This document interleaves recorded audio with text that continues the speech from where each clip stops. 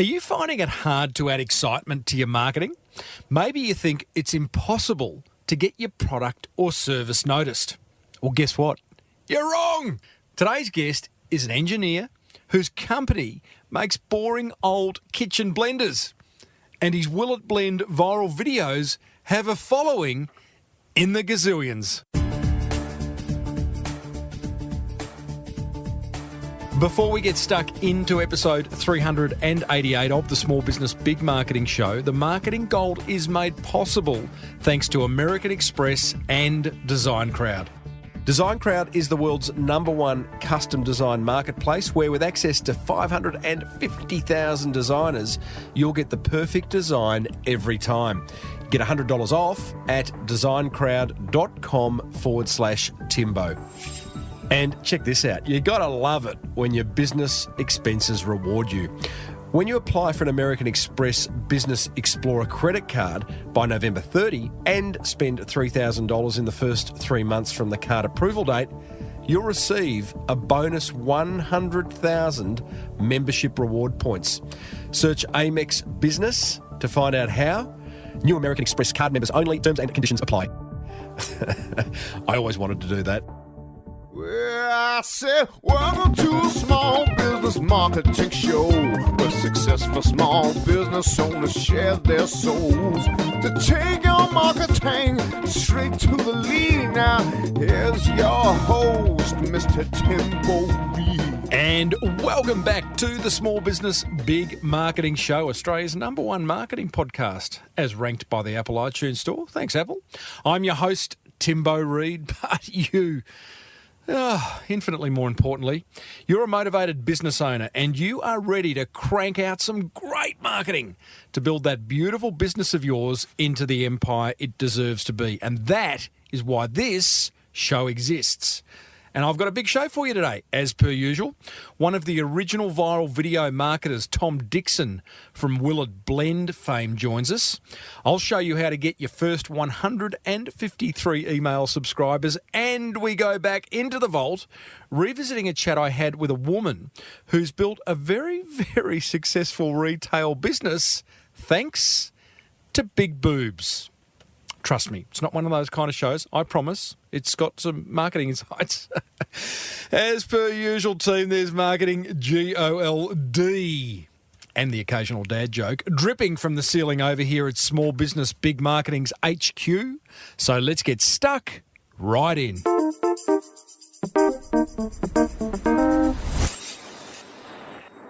Alrighty, now a quick update on what I've got in store for you in the weeks ahead. You and I are going to meet some amazing business owners, including Stu McGregor, who's launched 4 Pillars, which is a premium Aussie gin brand. Cubicle Escapee Irene Falcone is going to join us. 3 years ago, she started an e-commerce store selling toxin-free products, and in her 3rd year is turning over $20 million. We find out how she's done it. And we're going to catch up with TV and radio legend Richard Stubbs, who's going to share the secrets to a great interview. For any of you business owners out there thinking of maybe doing a podcast or YouTube channel and integrating interviews into it. But right now, speaking of YouTube channels, let's meet today's successful business owner, Tom Dickson. You're going to love this. Tom's the owner of BlendTec, an American business that manufactures high-quality kitchen blenders. Now, like all business owners, his biggest concern was how to get more customers. So he started to video himself using his blenders to blend all sorts of objects that really, really should not be blended.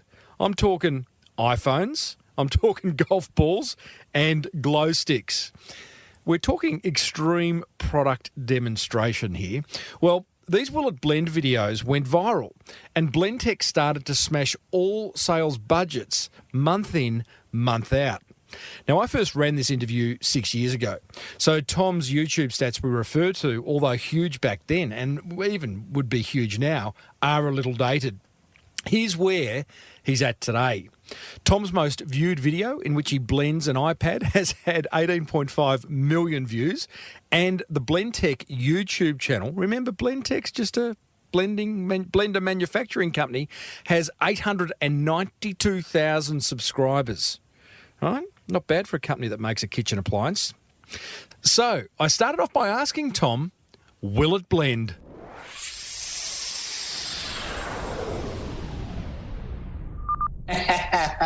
Just about everything will blend. I love that. I'm sure. I almost believe you, but we'll come to that. Tom, this, as I said to you, this show is listened to by small business owners around the world who are interested in doing great marketing. You're doing great marketing. In preparing my interview questions, I can't help but think your phone's ringing. Thanks. Yeah, that's one of the phones I haven't blended yet. Yeah, that's an okay. iPhone 5. But get that in the blender right now. No, I reckon there's two conversations here. There's the fun one and there's the serious one. The fun one is about will it blend? The serious one is about the whole BlendTec, how BlendTec came to be. I'm going to give you the choice. Which one would you like to blend first? Oh, it doesn't matter. It doesn't matter? Okay. All right. Well, let's. I know how much our listeners want to learn about will it blend, so I'm going to do that second. Now, Tom, BlendTec is your company. How did BlendTec come to be? I understand it involved a vacuum and some wheat.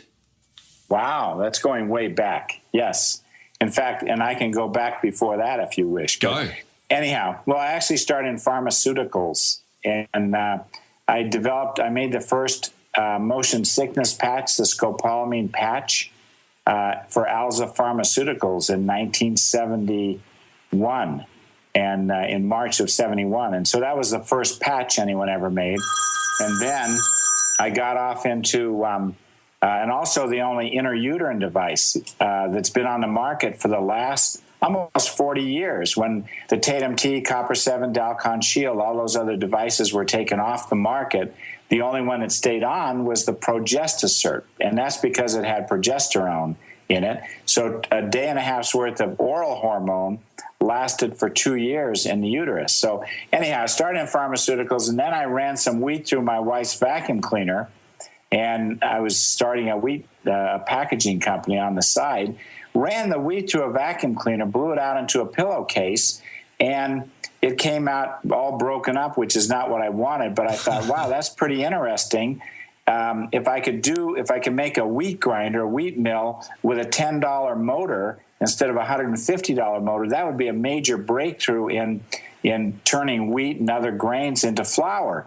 And so then my heart was involved, and I ran it through a dozen times, and every time it went through the vacuum cleaner, it got finer and dirtier, but finer. Yeah. And I thought, so that led to the development of the kitchen mill with a non-contact, cool-running 28,000 RPM vacuum cleaner motor.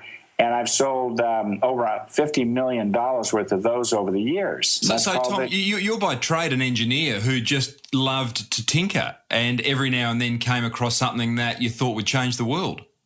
That's correct. Okay. Yeah, always doing crazy things and always putting big engines in little cars, and like a Corvette engine in an Austin Healey, and I probably built the first shifter cart back in the 60s with a Honda Twin 250 Twin 350 kit on a go-kart with a 4-speed. So it's a really interesting dichotomy, because you're the kind of this engineering guy, this inventor, you're now a CEO, you're clearly a marketer, and you've got these acting abilities. So that's an interesting dichotomy. Do you find that hard to manage, or do you slip into each persona easily, or is it always Tom Dickson?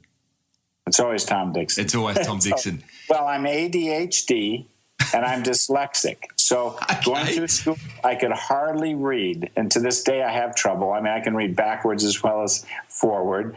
And it's just, I got a goofy mind. And, but I'm just, I get off the subject very easily. Well, okay, well, that's my job to keep you on the subject. Tell me, ADHD, when were you diagnosed with that? When were you labelled with that?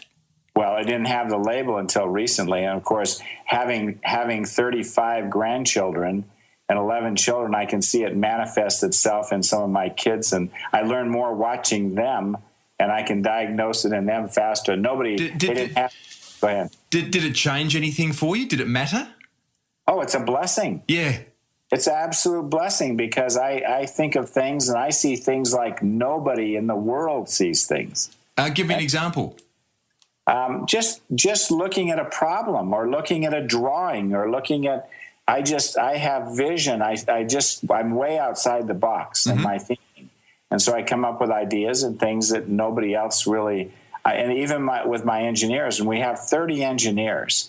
And so, but I'll explain something and they kind of all scratch their head like, what are you talking about? And I'll draw it up. I'll draw it on a whiteboard, and then they'll roll that whiteboard into the engineering department. And they'll start going through it. They write on a big on a desk that's all glass on the top, and they'll start coming up with ideas, and then they'll improve the ideas that I have, and they'll understand it. And sometimes I actually have to go and build it and demonstrate it, and then now we understand. So I just see things other people don't see. There's a certain type of person that you need following you with a big broom, and just to understand, where's Tom coming from, in order to, almost like a translator.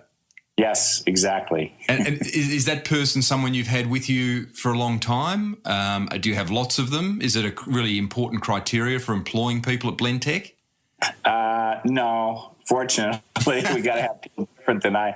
No, I think that Dick Galbraith, who has a PhD in psychology, who's looking in my door right now. I just walked up, and he's got in his hand a piece of paper and rolled up, and he's looking through the door, looking at me like, who are you talking to? So, but he's a professor, university professor, and teaches memory and so on at the university level in psychology. But he understands me very well, and I've known him. We used to ride motorcycles together, Triumph motorcycles together when we were in high school, and I used to race motorcycles. So that's how I grew up, and he kind of followed me, and he's been with me ever since. So he's kind of he understands me well, and he kicks me under the table if I say something too bad. Tom, BlendTec is born. Can you wrap for our listeners, just to put some numbers around the BlendTec business today, so we know what we're talking about, sort of turnover, number of staff, product range. Give us a sense of quantity. Okay, we have 300 employees. We're on 8 acres and 270,000 square feet. And so we have a lot of space. We're 90%, our blenders and our dispensers and so on, 90% made here in the USA. And even with the help of our Aussie friends, we're able to perfect that board. And now we build it in the most automated circuit board factory in the world, right in our building. And so same with motors, and we do our own injection molding. So we do as much as we can here in the USA. Made in the USA as a statement, as a marketing statement, is really important to the BlendTec brand. Kind of an obvious question, but why? Well, I think that we're proud. Number one is the quality. Nobody has a higher quality blender or appliance than we do. And, of course, no other blender will do the crazy things I do, and that is will it blends. I mean, there's a blender. They're all designed to break, at a coupling or a socket, clutch, and we just kept making the blender tougher and tougher so it wouldn't break. And you'll see it in Australia in some of your smoothie shops and coffee shops and scoop shops, because it's indestructible. And so that's and that helps to be made in the USA, because we can, and made in our own building, because we can control everything. The hardness of the sockets, they're as hard as ball bearings, and everybody else is made out of plastic. And motors and our jars, we mold. We go all the way from, we have 4 silos that hold 100,000 pounds of resin each, and we go right from there into dryers, right into injection molding machines, and nobody even touches our jar all the way through printing. So this is done. Ball bearings and the American-made blade and everything else. I can't help but think, clearly the savings of getting it done, and I'm no manufacturing guy, Tom, so, pull me up here, but All I know is that Apple design in California and make and manufacture in China. And from what I hear, the quality of what's coming out of China these days is pretty damn high. I'm guessing that the cost savings would also be high if you went to China or a similar country. So obviously those cost savings don't outweigh having it in your own backyard. Well, actually, we can build a jar and most of our blender. Well, we can build the entire blender, the whole assembly jar and everything for less money than we can build it in China. Wow. It's a very small labor component because we're going to be building jars and blenders forever, so we can afford to automate. Where the Chinese, and in the past we've done things in China, yep. But we find that we can produce product much higher quality than China or Mexico, and can also do it for less money. And so that's what we do. We automate. I'm an engineer, like I say, with 30 engineers. We figure out how to automate things. We have robots. We have the highest quality of any appliance in the world, right? Tom, there must have been a point in time where you thought, this is getting big. This is turning into a hugely successful company. Can you remember that moment?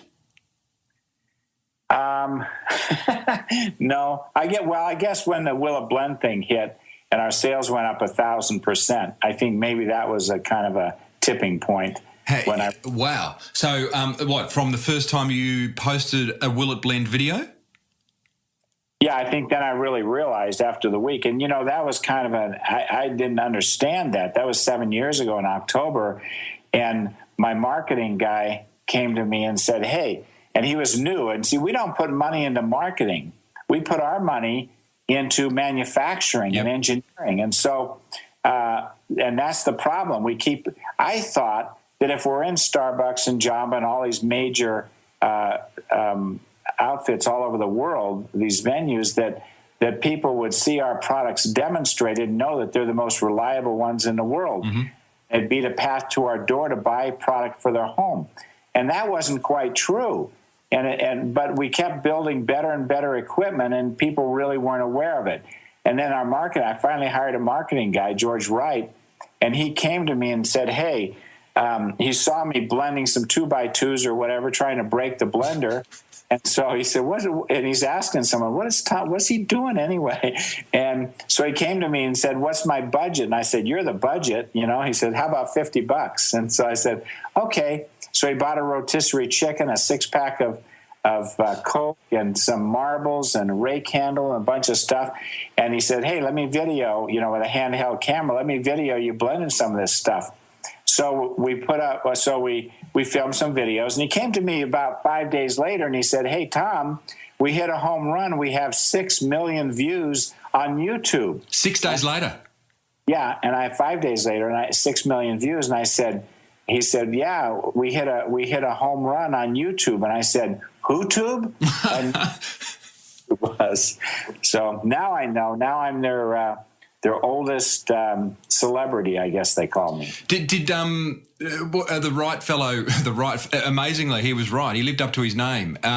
Did he seek permission to put those on YouTube? Because let's talk about Will It Blend. I have a few more questions about BlendTec, but hey, we'll come back to that because I know listeners are desperately wanting to hear about Will It Blend. And one of the things with Will It Blend, Tom, it's such a big idea. From a marketing point of view, it's a big idea. It's an obvious idea. It's also a very brave idea.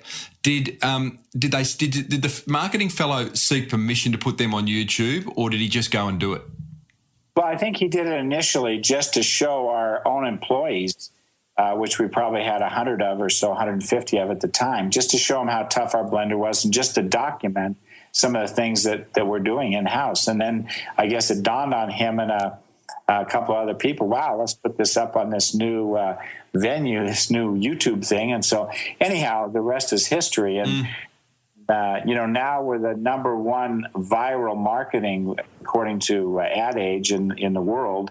And I think the 38th book just came out a marketing book that talks about the phenomenon that this thing really is and what it's done for our sales and so on. Can you wrap some? So Will It Blend listeners, for those who are kind of going, what are you talking about? Tom, BlendTec post videos on YouTube on a regular basis where Tom blends anything. Tom, you can kind of describe it better than me. Do you want to wrap some numbers around it? Tell us what you've blended. Well, there's about 125 videos up, something like that, and we have about 500 million views, so 500 million views, both on YouTube, our own site, and other places. And so, and with those 125 videos, I've blended everything from, I think the most popular one has been the iPad, which has about 16 million views. An iPhone 3, I think, has 12 or 13 million views. Just recently, we did a Galaxy. I blended a Galaxy and an iPhone 5 together, which was kind of fun. And in a week, we had 5 million views on that. So we find that some of the more popular items, especially when you're comparing one with another, you get a lot more. You get a lot of, but and some of them are pretty boring, but still, we'll get 100,000 views on those. And then we do occasionally, and our fans don't like this, but people like Coke and not Coke, but like Olympus and the camera folks and Nike and Ford and Fritos or Doritos and people like that will pay us a nice sum of money to feature their products. I mean, introducing a new Ford Fiesta, and things like that. And then sometimes our people really love it. Other times they say, wow, you've sold your soul. We can tell you're getting paid for this.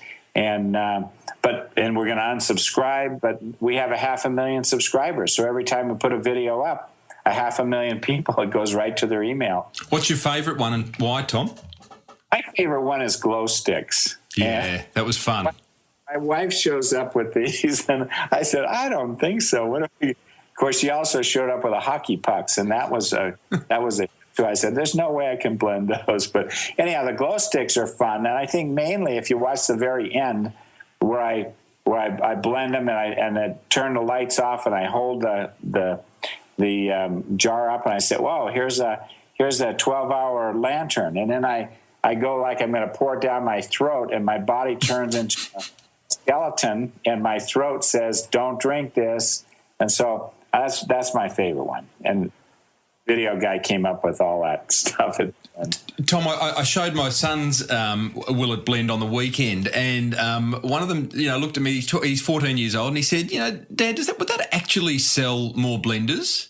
So, the obviously it does, and clearly it's a massive awareness campaign. I mean, it's put you guys on the global map, not just of blenders, but of viral marketing and of a whole host of kind of different things. But how do you measure a Will It Blend video? And what is the kind of line between putting the video out and selling a blender? When we started, Tim, it was just these kids. They're average maybe 16 years old or something like that. And now, of course, here we are. Now these kids are 23, but the whole demographic has shifted. So I have people approach me that are in their 40s that say, "Oh, we show your videos to our kids." And so at first, what was the good thing that would happen is they'd walk into a store like a Costco or something where we're doing a demonstration.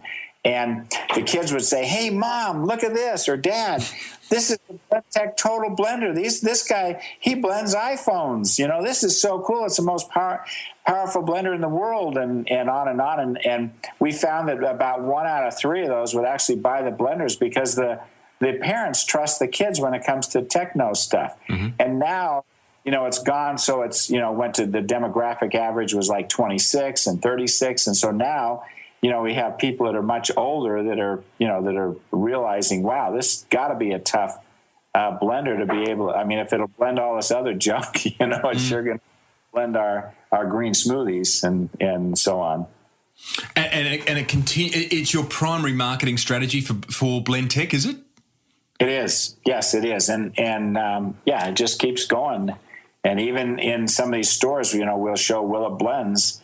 And it happens to be a product that lends itself to destruction, to destroying things and people like that. Tom, where do you film them, and what's the average cost of an episode of We film them right in our well, it really cost us nothing because we've now grown to the point where we have 2 full-time video people, and then we have people. A lot of times, if we're doing a video for somebody else, they'll actually write the script and for us, and then we just it takes a couple hours to put one together, and then our videographer producer does the editing, and we send it and go back and forth until we get it just right. Put the music with it, but it's done right in our building. We're on our 2nd set, and in the next few weeks we'll build our 3rd set. So there's plenty. It costs very little to do this, and in fact we make money because we get quite a nice large sum of money. We can get views that nobody else can get, even the big folks. So is there when you say get a large sum of money, you get the sales, but do you run Google AdWords or ads on the YouTube channel as well that generate an advertising revenue? Yes, we do. Yeah, okay. Yes, we have a great crew. We put up a recipe every Thursday. We have bloggers. We have, we have if you get on our Facebook and Twitter, and, we're into Pinterest, we keep up on all this stuff. Mm-hmm. So we've got some of these young people that are just unbelievable in understanding what gets people's attention.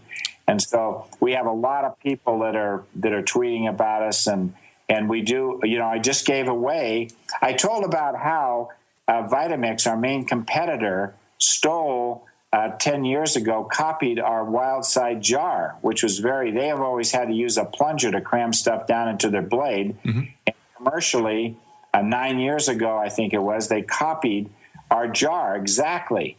And so we won a $24.15 million judgment against them for willful infringement. And so I celebrated a few weeks ago by giving away $1 million worth of these jars to our customers. So the title of that Will It Blend is Silly Vitamix, and it's based on a Trix commercial here, a little kids commercial. But Silly Vitamix plungers are for toilets.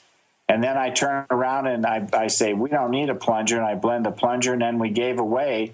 And this went viral. In a couple of days, we gave away $1 million worth of jars. That's 100,000 jars when that went viral. So wow. We do things like that, and it gets people's attention. People are watching, on our website, and we just have a lot of fun. And these young guys put these things together. Have you ever thought of blending a Vitamix jar? It's a little big. Okay. What hasn't blended, Tom? Hockey puck? Oh, no, the hockey puck went just fine, but it sure smelled bad. That's one of the worst things I've ever smelled. It was not good. And we're doing, you'll see in the next few weeks, we're going to put up some more things where we're blending, showing how our competitors' products fail. And so that'll be fun, because people say, well, why don't you use another blender? And so you'll see why we don't use another blender, and I'll destroy several blenders in doing that. And then we'll also, the number one requested thing is blend another BlendTec blender. When's that coming out? Well, we might have a little surprise coming up in the next week or so. Because like that. It is the end of the world, the Mayan calendar and all. So something special might go up on Will It Blend in a couple of weeks. Oh, I like that one. Tom, what's it done for? What has Will It Blend done for Tom Dickson's personal brand? Clearly, it's put you on the map too. And what are some of the things that have kind of come your way as a result of being the star of Will It Blend? Well, there's always invitations. I mean, we could be busy every single day, in public appearances, and my wife and I travel all over the world, and whether we're in Europe or China or South America or whatever, I mean, this year already we're in Antarctica and Chile and Brazil and everywhere in between, and then, of course, Australia and New Zealand, my favorite places, by the way. Stop it.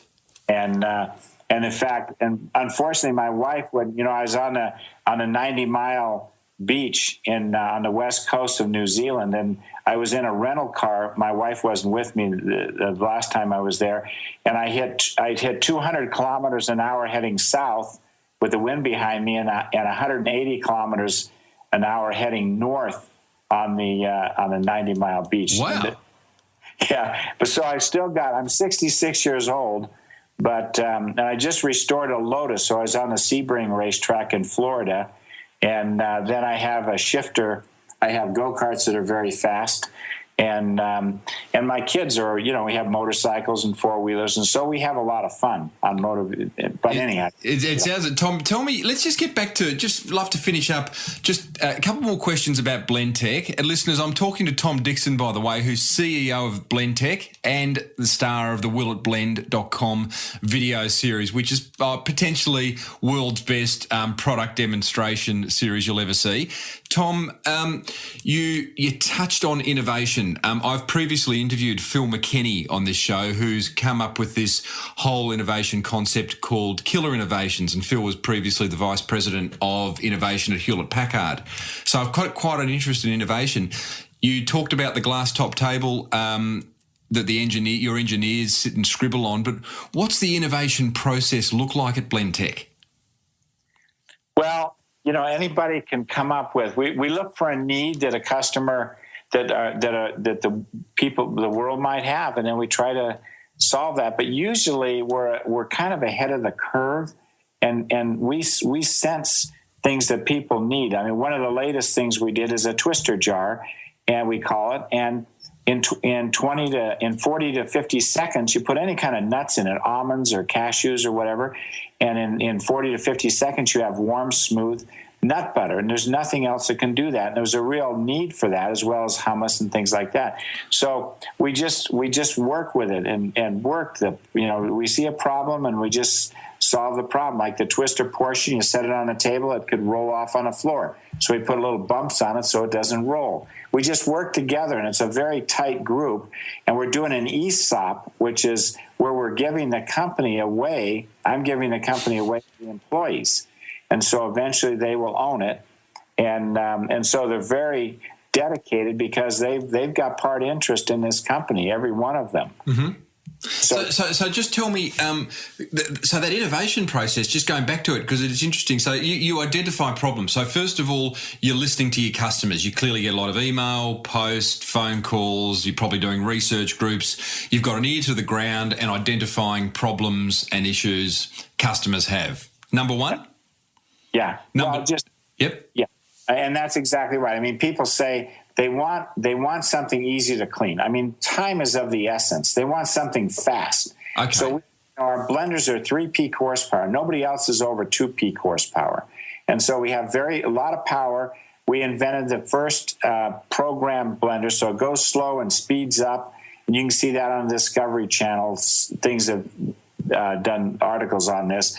But we want to get the job done fast. We want to be able to clean things fast. And we've solved problems like, for example, people want a real decent smoothie in a store. And you look at what McDonald's is doing, and our Mega Blender 15 years ago is the first one that they used.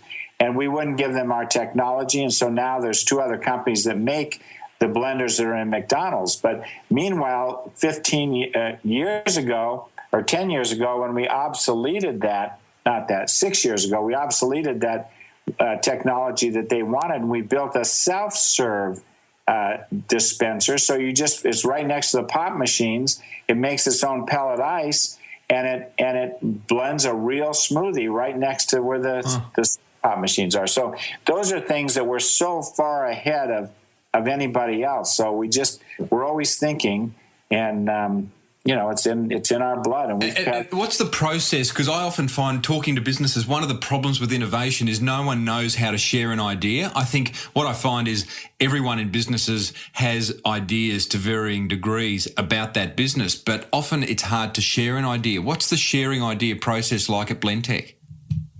Well, just talking, just talking, and then having enough projects that you just noodle on something, you think about it, and people are always thinking, and then you get together again and talk about it and say, hey, look what I came up with. And you look at other people's products, and you just work together to solve it. And you do a whole bunch of prototypes, and you ask people's opinions, and you're just open with your communication.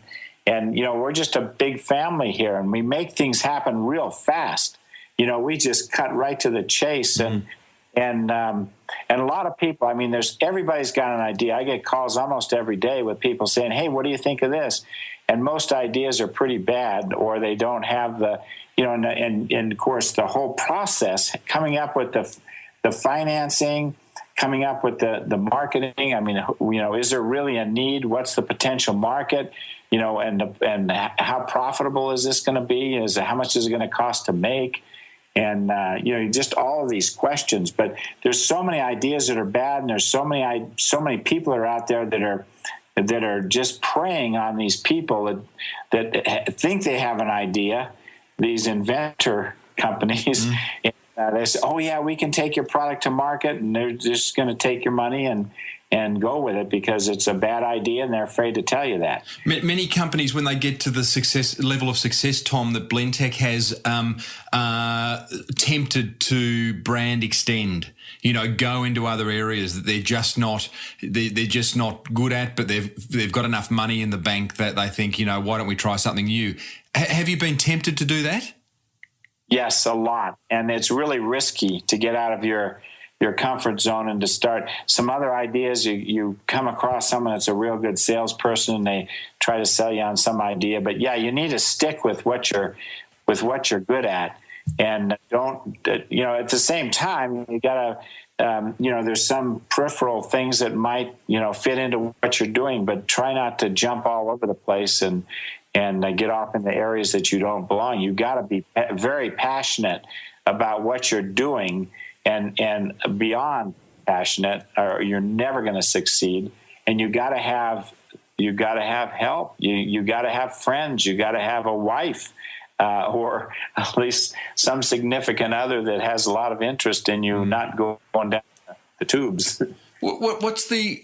It's a great story, Tom. What's the hardest thing you find about running BlendTec? The most challenging? At this juncture, just communication, but I think that I've got so much help now that, entrepreneurs start out and they just want to keep going, and they become in most cases, they become they want to be the president, the CEO, and they just can't do it. They might be innovative, but they can't run a company. And so I think it's very important for people to realize when it's time to cut loose and find somebody that you can trust, to run the company. And so I've got so many people, that I can trust to run the company. I can take off from, for weeks and everything's going to be okay. Maybe the progress in engineering or development might not be quite as fast, but they got plenty to do when I'm not around. I cause so much trouble when I'm here. So it's all about surrounding yourself with the good people, understanding what your strengths are and filling in the gaps. Exactly. Well put, Tim. You love it. And Tom, you also, I've read, you have very high levels of employee engagement, on par with much bigger companies from what I can tell. You have a plan to hand the business over holus bolus to the employees. That's good incentive. What else do you do to keep them in love with BlendTec? Well, we're self-insured. We have our own doctor and nurse. We have a fitness center. We have 2 massage therapists that we charge our employees $10 for an hour massage. We have a fitness center with a trainer. We have all sorts of contests. We pay out a lot of money to those people who lose weight and quit smoking and other things that are. And we have our own almost $1 million restaurant in-house. With chefs and wonderful food, and we have a licensed therapist. When I say that, what am I saying? Psychologists? Dietitians. Yeah. Not psychologists, no. We try to help each other with our psychology. We got dietitians licensed on staff and just people trying to help we're trying to be healthy. We're trying to lower our costs. I mean, we have by being self-insured. We're hiring a dentist and a hygienist. Wow. and a chiropractor. And so we just want everybody to be healthy and happy. And it's a resort, not a workplace. Well, yeah, people work hard. They want to. They have a lot of fun at the same time. We do a lot of things together as employees. Tom, I'd just like to finish with saying, like there is, I think in today's world, the opportunity to bring ideas, not only to come up with ideas, but to bring them to market quickly and easily. There's never been a better time. There's a lot of people out there. I know there's a lot of people listening, including myself, who have ideas every day and are entrepreneurial by nature. What's your advice to people like that? Oh, just keep the passion, work hard, and you're right. This is the best time in the history of the earth to be entrepreneurial, to come up with ideas. There's always a better way to do everything. So find out what you like, and surround yourself with the very best people, and be honest. And that's one thing with this viral campaign. You can't do anything dishonest because it's out there forever. It'll ruin you. But in your relationship with your fellow men, you just have to be honest in everything you do. That's great advice. Tom Dickson, it's been an absolute pleasure having you on Small Business Big Marketing. I was excited from the moment your guys said yes to you coming on. I really appreciate you spending the time and sharing that wisdom, because I know it's going to benefit a lot of our listeners and answer a lot of questions in their mind about so many aspects of marketing and being an entrepreneur. So thanks so much. Could you finish with a Small Business Big Marketing, will it blend? Sure. And thank you. The pleasure's mine. And will it blend? That is the question.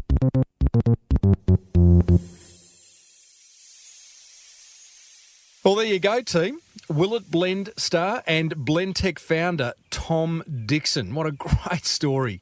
Now, you can find a link to his top 10 videos of all time over at smallbusinessbigmarketing.com/388. Coming up, I'm going to share my top 3 attention grabbers from that fireside chat with Tom. Plus, I'm going to show you how to get your first 153 email subscribers. Cheap, quick, great. I used to work with a designer who'd force me to choose 2 of those 3 options whenever I wanted something designed. As a small business owner with limited funds, it drove me nuts that I could never have all 3. That's why I love Design Crowd.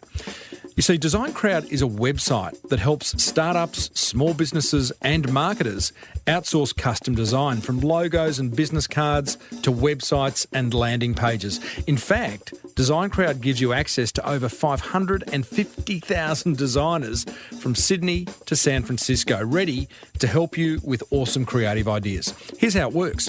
You post a brief describing your design need. Within hours, you'll receive your first design, and over the next 3 to 10 days, a typical project will receive 60 to 100 different designs from designers around the world. You then pick your favourite, make any changes, and pay the designer. You know, whether you're an entrepreneur looking to set up your brand or an established business that needs marketing collateral designed, Design Crowd is your answer. For a special $100 VIP listener offer, go to designcrowd.com/Timbo or enter the discount code Timbo when posting a project. See? Now you can have cheap, quick, and great design thanks to Design Crowd. And a big thanks to the American Express Business Explorer credit card for making this show possible. Now, whilst it can't get rid of your business expenses, sorry guys, they're a fact of life, it can help by having your business expenses reward you. You see, new American Express card members who apply and spend $3,000 in the first 3 months from the card approval date receive a bonus $100,000 membership rewards points. Plus, your new American Express Business Explorer credit card comes with up to 55 days interest-free and a competitive interest rate of 16.99% per annum.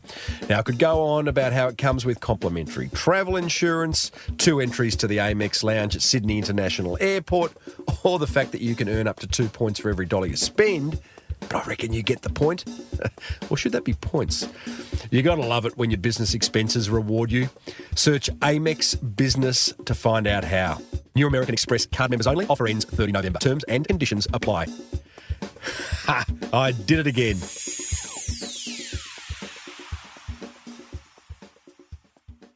Righto, my top 3 attention grabbers from that chat with Tom Dickson of BlendTec, thanks to American Express and Design Crowd. Attention grabber number 1. There is no such thing as a boring product or service. All too often I hear business owners whinging that it's hard to market what they sell because it's boring. Accountants, you listening? If that's you, then spend some quality time brainstorming with your team about how to inject some excitement into your business. Attention grabber number 2. Speaking of brainstorming, I love the idea of having a desk with glass on top where Tom's engineers scrawl ideas and build on each other's thinking. I use a whiteboard for this exact thing and couldn't live without it. Tip, get a whiteboard. Get a big one.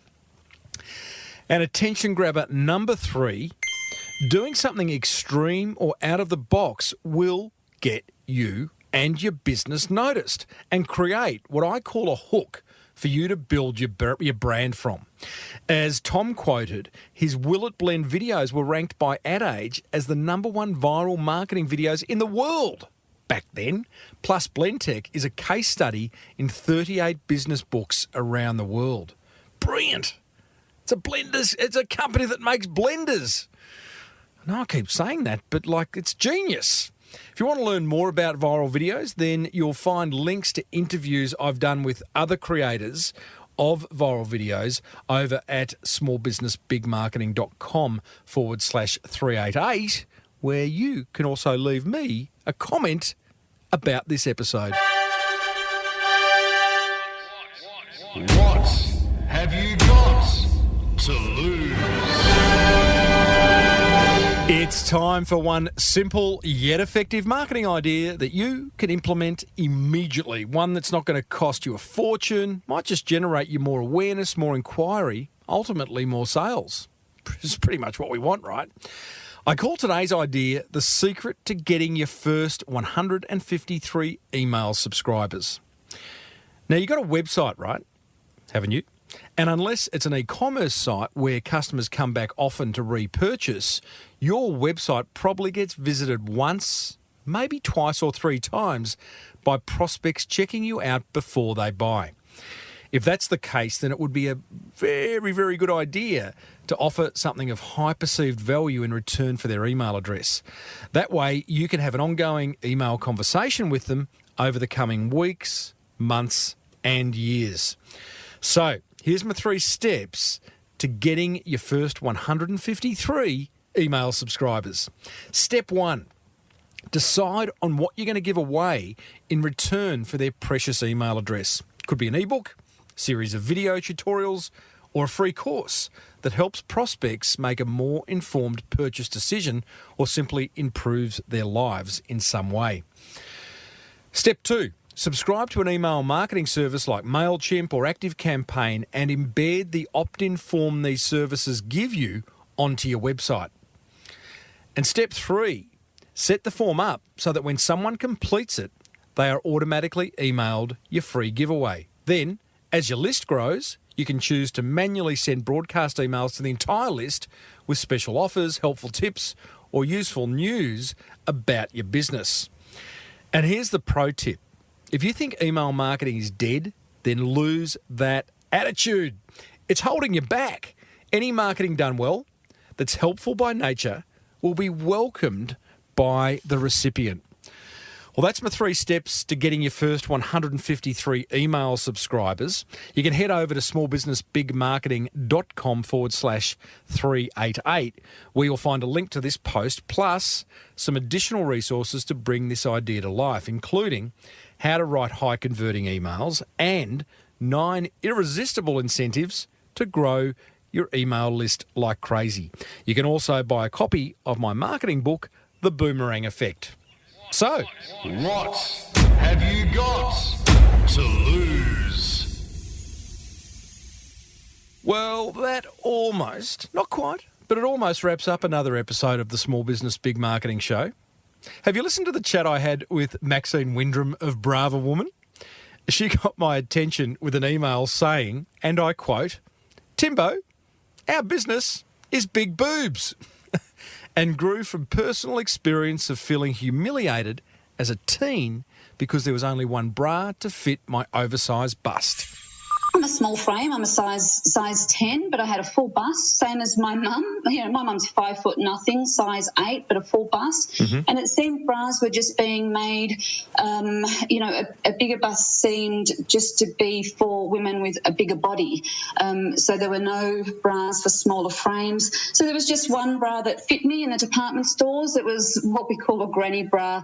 You know, it was nude, it was embroidered, it had really thick straps, where my friends were in these pretty little bras with thin straps, and there were not many options at all.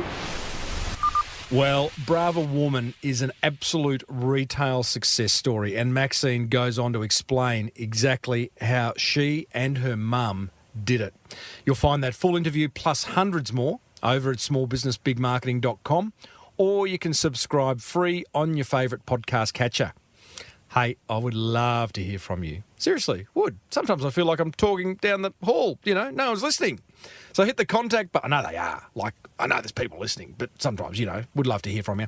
Hit the contact button over at smallbusinessbigmarketing.com, where you can email me, connect with me on social media, and you can grab a signed copy of my book, The Boomerang Effect.